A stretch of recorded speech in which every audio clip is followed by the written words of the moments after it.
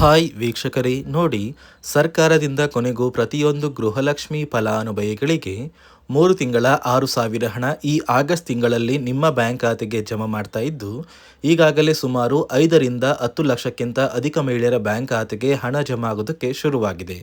ನಿಮ್ಮ ಬ್ಯಾಂಕ್ ಖಾತೆಗೆ ಹಣ ಬರಬೇಕು ಅಂದರೆ ನಿಮ್ಮ ಮೊಬೈಲಲ್ಲಿ ಗೃಹಲಕ್ಷ್ಮಿ ಅಪ್ಲಿಕೇಶನ್ನ ಡೌನ್ಲೋಡ್ ಮಾಡಿ ನಿಮ್ಮ ವೋಟರ್ ಐ ಡಿ ಮತ್ತು ಜಾತಿ ಪ್ರಮಾಣ ಪತ್ರನ ಕಡ್ಡಾಯವಾಗಿ ಲಿಂಕ್ ಮಾಡಿಸ್ಬೇಕು ಅಂತ ಸರ್ಕಾರ ಆದೇಶ ಕೊಟ್ಟಿದೆ. ಹಾಗಾದರೆ ಹೇಗೆ ಮೊಬೈಲಲ್ಲಿ ದಾಖಲಾತಿಗಳನ್ನ ಲಿಂಕ್ ಮಾಡಿಸೋದು ಅಂತ ನಾನು ನಿಮಗೆ ತಿಳಿಸ್ಕೊಡ್ತೀನಿ.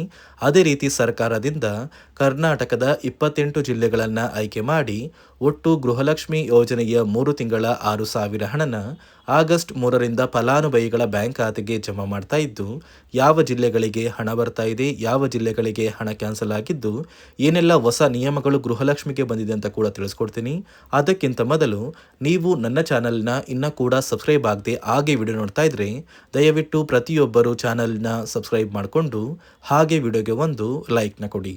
ಹೌದು ವೀಕ್ಷಕರೇ, ಈಗಾಗಲೇ ಸರ್ಕಾರ ಗೃಹಲಕ್ಷ್ಮಿ ಯೋಜನೆಯ ಪ್ರತಿಯೊಂದು ಫಲಾನುಭವಿಗಳಿಗೆ ಕಳೆದ 3 ತಿಂಗಳಿಂದ ಬಾಕಿ ಇದ್ದಂಥ ಒಟ್ಟು 3 ತಿಂಗಳ ಗೃಹಲಕ್ಷ್ಮಿ ಯೋಜನೆಯ ಹಣನ ಜಮಾ ಮಾಡ್ತೀವಿ ಅಂತ ಭರ್ಜರಿ ಗುಡ್ಡಿಸ್ನ ಕೊಟ್ಟಿದೆ. ಇಲ್ಲಿ ಸಾಕಷ್ಟು ಫಲಾನುಭವಿಗಳಿಗೆ ಗೃಹಲಕ್ಷ್ಮಿ ಹಣ ಕ್ಯಾನ್ಸಲ್ ಕೂಡ ಆಗುತ್ತೆ ಅಂತ ಕೂಡ ಒಂದು ಮಾಹಿತಿ ಕೊಟ್ಟಿದೆ. ಯಾಕಂದರೆ ನಿಮ್ಮ ಬ್ಯಾಂಕ್ ಖಾತೆಗೆ ಗೃಹಲಕ್ಷ್ಮಿ ಹಣ ಇನ್ನು ಮುಂದೆ ಬರಬೇಕು ಅಂದರೆ ನಿಮ್ಮ ಮೊಬೈಲಲ್ಲಿ ಗೃಹಲಕ್ಷ್ಮಿ ಅಪ್ಲಿಕೇಶನ್ನ ನೀವು ಡೌನ್ಲೋಡ್ ಮಾಡಿ ನಿಮ್ಮ ವೋಟರ್ ಐ ಡಿ ಮತ್ತು ಜಾತಿ ಪ್ರಮಾಣ ಪತ್ರನ ಕಡ್ಡಾಯವಾಗಿ ಲಿಂಕ್ ಮಾಡಿಸಬೇಕು ಅಂತ ಸರ್ಕಾರ ಆದೇಶ ಕೊಟ್ಟಿದೆ. ಹಾಗಾದರೆ ಹೇಗೆ ಮೊಬೈಲಲ್ಲಿ ದಾಖಲಾತಿಗಳನ್ನ ಲಿಂಕ್ ಮಾಡಿಸೋದು ಅಂತ ನಾನು ನಿಮಗೆ ಸ್ಟೆಪ್ ಬೈ ಸ್ಟೆಪ್ ತಿಳಿಸ್ಕೊಡ್ತೀನಿ.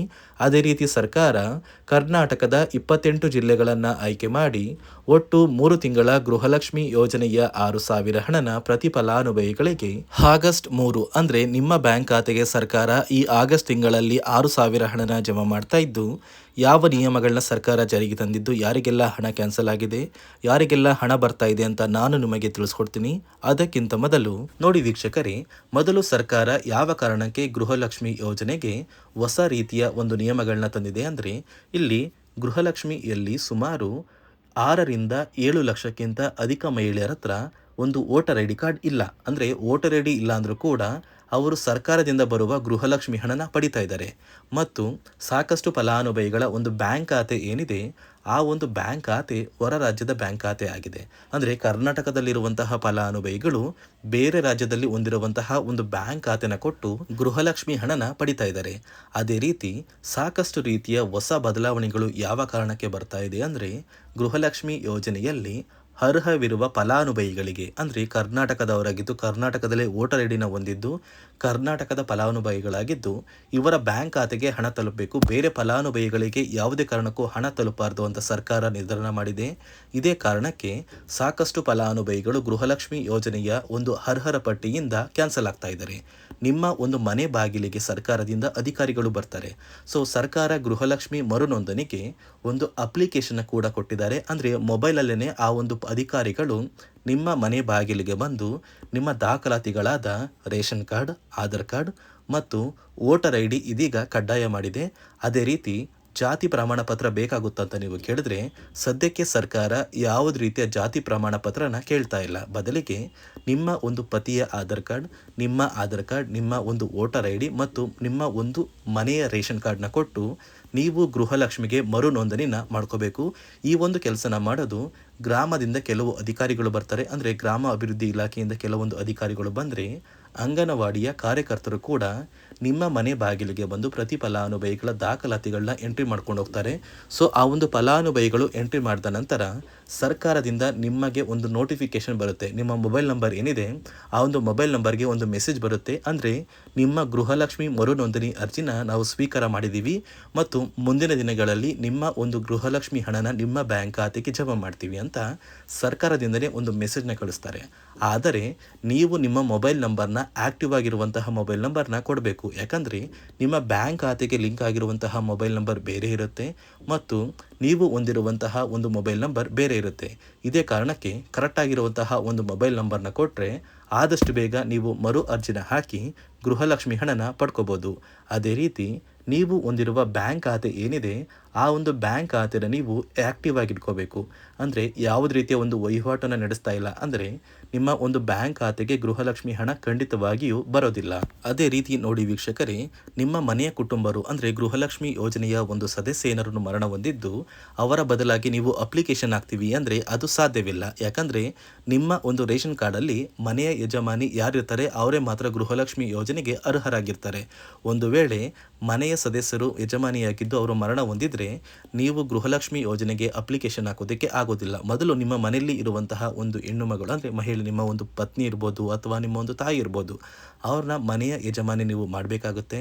ಸೊ ಮನೆಯ ಯಜಮಾನಿ ಮಾಡಿದ ನಂತರ ಮಾತ್ರ ನೀವು ಗೃಹಲಕ್ಷ್ಮಿಯ ಸೌಲಭ್ಯನ ಪಡ್ಕೋಬೋದು. ಒಂದು ವೇಳೆ ನೀವು ಗೃಹಲಕ್ಷ್ಮಿಗೆ ಹೊಸದಾಗಿ ಅರ್ಜಿ ಹಾಕಬೇಕು ಅಂದರೆ ಇದೀಗ ಸರ್ಕಾರ ಅದಕ್ಕೂ ಕೂಡ ಕರ್ನಾಟಕ ಒನ್, ಗ್ರಾಮ ಒನ್ ಅಥವಾ ಬೆಂಗಳೂರು ಒನ್ ಸೇವಾ ಕೇಂದ್ರದಲ್ಲಿ ಅವಕಾಶ ಮಾಡಿಕೊಟ್ಟಿದೆ.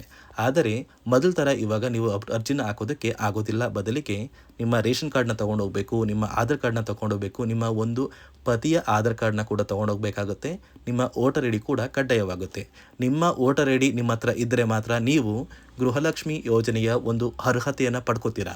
ಒಂದು ವೇಳೆ ವೋಟರ್ ಐ ಡಿ ಇಲ್ಲ, ರೇಷನ್ ಕಾರ್ಡ್ ಇದೆ, ಆಧಾರ್ ಕಾರ್ಡ್ ಇದೆ ಅಂದರೆ ಇನ್ನು ಮುಂದೆ ನಿಮ್ಮ ಬ್ಯಾಂಕ್ ಖಾತೆಗೆ ಸರ್ಕಾರ ಗೃಹಲಕ್ಷ್ಮಿ ಹಣನ ಖಂಡಿತವಾಗಿಯೂ ಜಮಾ ಮಾಡೋದಿಲ್ಲ. ಯಾಕಂದರೆ ಪ್ರತಿ ವರ್ಷವೂ ಕೂಡ ಸರ್ಕಾರ ವೋಟರ್ ಐ ಡಿನ ಬಿಡುಗಡೆ ಮಾಡುತ್ತೆ, ಅಂದರೆ ವೋಟರ್ ಲಿಸ್ಟ್ನ ಬಿಡುಗಡೆ ಮಾಡುತ್ತೆ.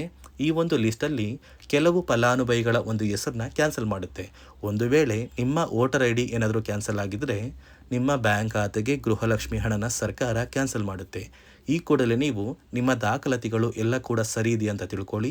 ಹಾಗಾದರೆ ಮಾತ್ರ ನೀವು ಗೃಹಲಕ್ಷ್ಮಿ ಯೋಜನೆಗೆ ಅರ್ಹರಾಗಿರ್ತೀರ.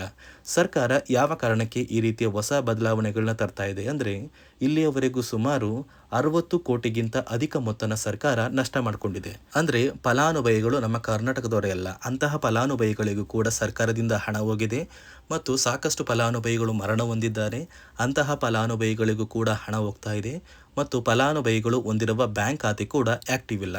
ಅಂತಹ ಫಲಾನುಭವಿಗಳಿಗೂ ಕೂಡ ಹಣ ಹೋಗಿದೆ ಮತ್ತು ಸಾಕಷ್ಟು ಫಲಾನುಭವಿಗಳು ಏನು ಮಾಡಿದ್ದಾರೆ ಅಂದರೆ ಅವರ ಮನೆ ಕುಟುಂಬದ ಯಜಮಾನಿ ಅಂದರೆ ಹೆಡ್ ಆಫ್ ದ ಫ್ಯಾಮಿಲಿ ಇರ್ತಾರಲ್ಲ, ಸೊ ಆ ಒಂದು ಮಹಿಳೆ ಮರಣ ಹೊಂದಿರ್ತಾರೆ.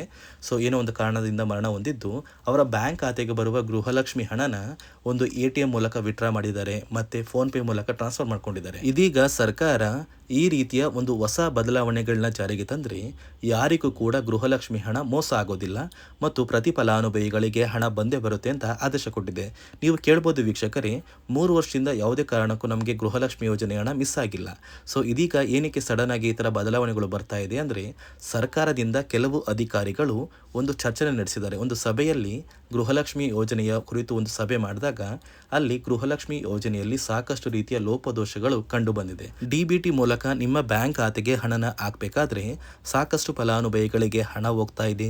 ಸಾಕಷ್ಟು ಫಲಾನುಭವಿಗಳಿಗೆ ಹಣ ಹೋಗಿದ್ರು ಅವರ ಬ್ಯಾಂಕ್ ಖಾತೆಗೆ ಜಮಾ ಆಗ್ತಾ ಇಲ್ಲ, ಬದಲಿಗೆ ಆ ಒಂದು ಹಣ DBTಯಲ್ಲೇ ಸ್ಟಕ್ ಆಗ್ತಾ ಇದೆ. ಮತ್ತು ಸರ್ಕಾರಕ್ಕೂ ಕೂಡ ಆ ಒಂದು ಹಣ ಬರ್ತಾ ಇಲ್ಲ.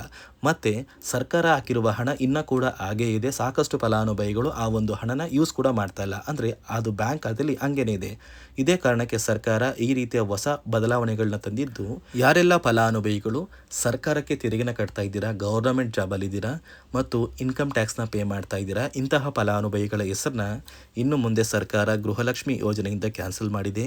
ನಿಮ್ಮ ಒಂದು ರೇಷನ್ ಕಾರ್ಡ್ BPL ರೇಷನ್ ಕಾರ್ಡಿಂದ APL ಆಗಿದ್ರು ಕೂಡ ನೀವು ಗೃಹಲಕ್ಷ್ಮಿ ಯೋಜನೆಯನ್ನು ಪಡೆಯೋದಕ್ಕೆ ಅರ್ಹರಾಗಿರ್ತೀರಾ. ನೋಡಿ ವೀಕ್ಷಕರೇ, ಸರ್ಕಾರದಿಂದ ಪ್ರತಿಯೊಂದು ಗೃಹಲಕ್ಷ್ಮಿ ಫಲಾನುಭವಿಗಳ ಬ್ಯಾಂಕ್ ಖಾತೆಗೆ ನಾಳೆ ಸೋಮವಾರ ಆಗಸ್ಟ್ 3ರಂದು ಕರ್ನಾಟಕದ 28 ಜಿಲ್ಲೆಗಳನ್ನು ಆಯ್ಕೆ ಮಾಡಿ 3 ತಿಂಗಳ 6,000 ಹಣನ ಜಮಾ ಮಾಡ್ತಾ ಇದ್ದು, ಆ ಒಂದು ಜಿಲ್ಲೆಗಳ ಹೆಸರು ಬೆಂಗಳೂರು ನಗರ, ಬೆಂಗಳೂರು ಗ್ರಾಮಾಂತರ, ರಾಮನಗರ, ಚಿಕ್ಕಬಳ್ಳಾಪುರ, ಚಿತ್ರದುರ್ಗ, ದಾವಣಗೆರೆ, ಕೋಲಾರ, ಶಿವಮೊಗ್ಗ, ತುಮಕೂರು, ಬಾಗಲಕೋಟೆ, ಬೆಳಗಾವಿ, ವಿಜಯಪುರ, ಧಾರವಾಡ, ಗದಗ, ಹಾವೇರಿ, ಉತ್ತರ ಕನ್ನಡ, ಬಳ್ಳಾರಿ, ಬೀದರ್, ಕಲಬುರಗಿ, ಕೊಪ್ಪಳ, ರಾಯಚೂರು, ಯಾದಗಿರಿ, ವಿಜಯನಗರ, ಚಾಮರಾಜನಗರ, ಚಿಕ್ಕಮಗಳೂರು, ದಕ್ಷಿಣ ಕನ್ನಡ, ಹಾಸನ, ಕೊಡಗು, ಮಂಡ್ಯ, ಮೈಸೂರು, ಉಡುಪಿ ಹೀಗೆ ಸರ್ಕಾರ ಒಟ್ಟು 3 ತಿಂಗಳ ಗೃಹಲಕ್ಷ್ಮಿ ಯೋಜನೆಯ 6,000 ಹಣನ ಪ್ರತಿ ಫಲಾನುಭವಿಗಳ ಬ್ಯಾಂಕ್ ಖಾತೆಗೆ ಜಮಾ ಮಾಡ್ತಾ ಇದ್ದು, ನಿಮ್ಮ ಬ್ಯಾಂಕ್ ಖಾತೆಗೂ ಕೂಡ ಈ 6,000 ಹಣ ಬಂದೇ ಬರುತ್ತೆ. ನಿಮ್ಮ ಪ್ರತಿಯೊಂದು ಸ್ನೇಹಿತರಿಗೆ ಈ ಒಂದು ವಿಡಿಯೋನ ಶೇರ್ ಮಾಡಿ, ಅವರ ಬ್ಯಾಂಕ್ ಖಾತೆಗೂ ಕೂಡ ಗೃಹಲಕ್ಷ್ಮಿ ಹಣ ಬರ್ತಾ ಇದೆ ಅಂತ ತಿಳಿಸಿ ಅಂತ ಹೇಳ್ತಾ, ಇದಿಷ್ಟು ಸರ್ಕಾರದಿಂದ ಬಂದಿರುವ ಮಾಹಿತಿಯಾಗಿದ್ದು, ನಾನು ಕೊಟ್ಟಿರುವ ಮಾಹಿತಿ ನಿಮಗೆ ಇಷ್ಟ ಆಗಿದ್ದಲ್ಲಿ ನನ್ನ ಚಾನಲ್ನ ಸಬ್ಸ್ಕ್ರೈಬ್ ಮಾಡಿಕೊಂಡು ಹಾಗೆ ವಿಡಿಯೋಗೆ ಒಂದು ಲೈಕ್ನ ಕೊಡಿ.